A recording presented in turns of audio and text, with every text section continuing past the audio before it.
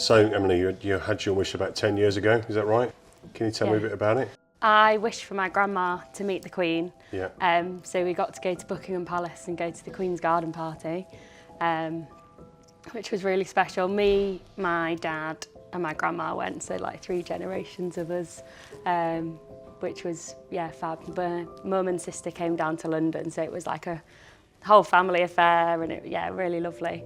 And then we didn't actually end up meeting the Queen, but she was there dressed in hot pink head to toe. It was like, she looked fab. But we met the Duchess of Gloucester and her successor. Yeah. So it was fab. And they had all these like little sandwiches and like proper afternoon tea, garden party. And the coffee latte was, I think, the best coffee I've ever drank still to this day. And I love coffee. The little things to remember, isn't it? Yeah. Take away from that, Yeah, definitely. So 10 years later then, what are your reflections on how the wish has changed your life or has altered your life since then? 10 years on, I think about it all the time. Do you? Yeah, whenever I think about my grandma, I think that was one of the latest memories that we had, like a lovely day out together. One of the things we suffer with is people think about Make-A-Wish as being it's a nice thing, but it's not that important, or it's a day out. It's still something that is exciting and something to look forward to, and then once that's passed, it's something that you smile about every time you think about it. And in such a rubbish time and such like a dark place, it's just that bit of light that keeps you going, and it's just, it's lovely. And I think that it's a really special thing to do for people, and that everyone should, if you can, be able to have that. And a very personal thing as well. Yeah, super personal. Yeah.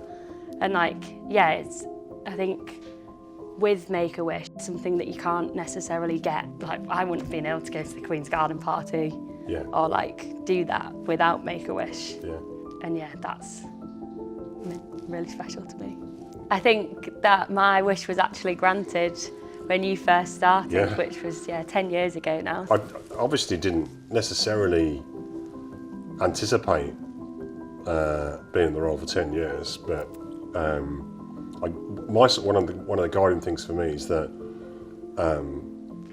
so long as I'm really contributing towards what we're doing, and I'm also learning every day, then there's a reason for me to be here. Yeah. If either of those things diminish at all, then I need to be the first person to say, I'm off, because the mission is more important than any individual. There is no such thing as a Mr. Make-A-Wish or a Mrs. Make-A-Wish.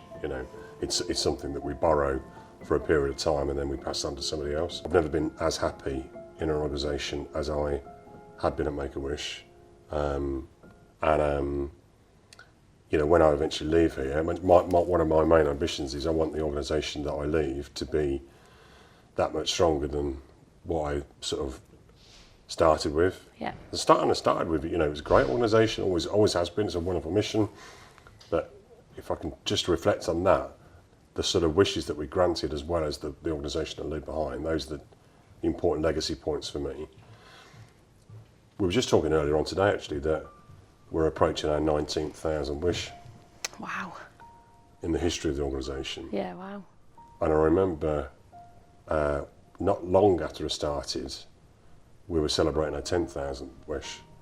So this isn't about what I've achieved, clearly, but what we as an organisation have achieved. But that means that we're approaching the point where we've granted as many wishes in the last 10 years than we had in the previous, whatever that would be, 34. Wow, that's a lot in the last 10 years then. Yeah. So that's good.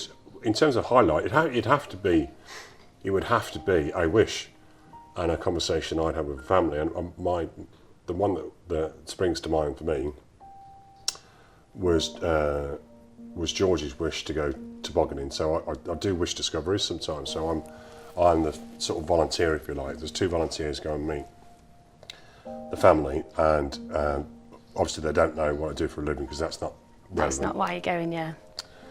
And I met George and his mum, Claire, a few years ago, and their circumstances were that he had Batten's disease, which is a progressive disease, and it's also an incurable illness. So they knew he had a terminal condition.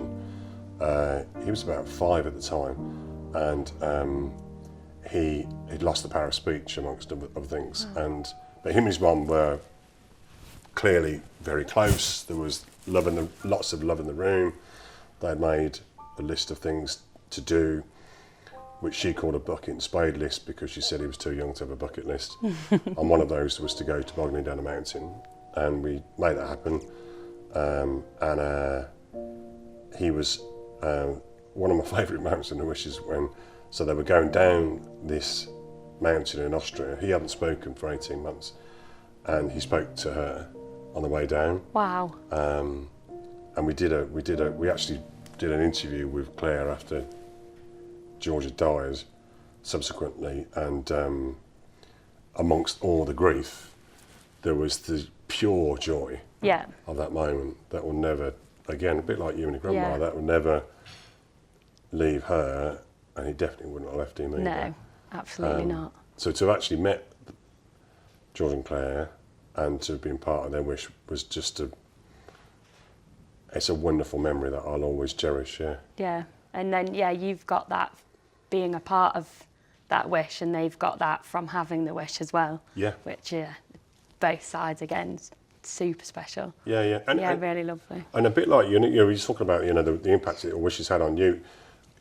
That definitely applies to, you're not a child anymore, but children who have had a wish and the siblings and parents. But it also applies to volunteers and supporters, and sometimes we involve whole communities in them. And I meet people all the time that say, 15 years ago I had some sort of indirect or some direct exposure to a wish, and it's always followed me since.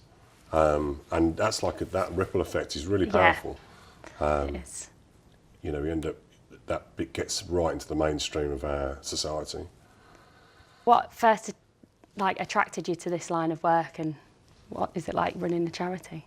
Found my way to Make a Wish, and I hadn't had your personal experience at that time, but I loved the idea of Make a Wish. I was aware of Make a Wish, but always felt it always felt extremely emotional from the outside. Yeah.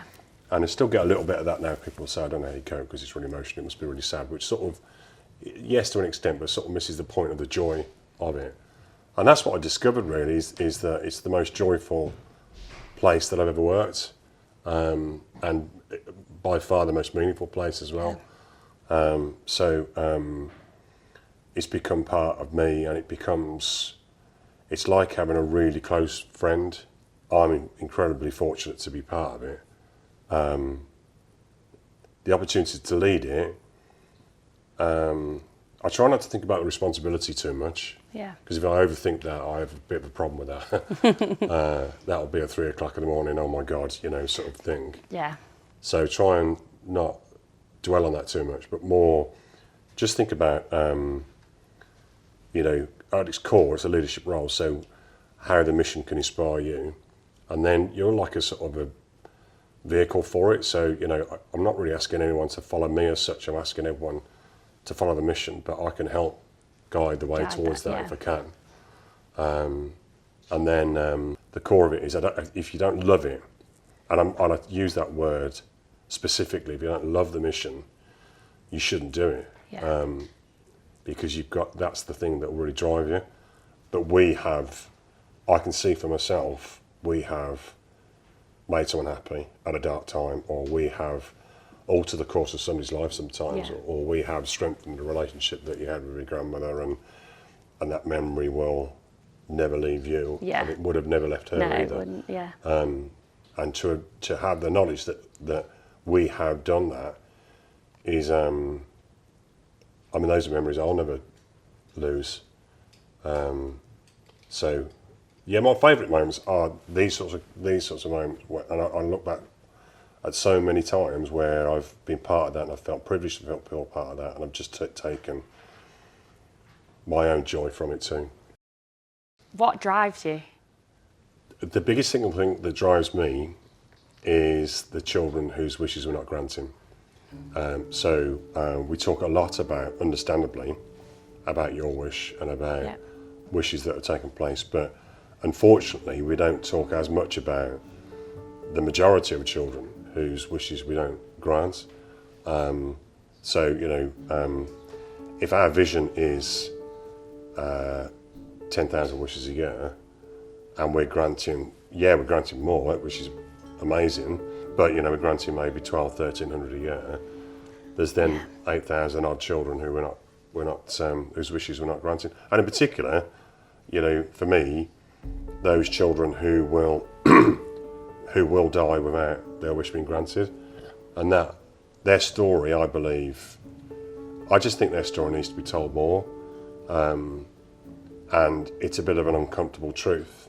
Yeah. That I think if people were more aware of that, then I think we'd probably get more people supporting us, because it creates an urgency that says,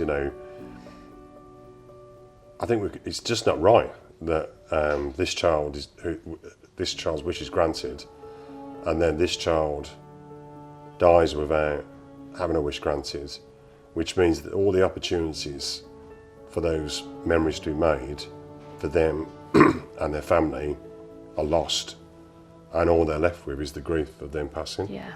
And I know, obviously, as is the case with you, thank God, most of the children whose wishes we grant go on to lead happy and healthy lives, but many don't.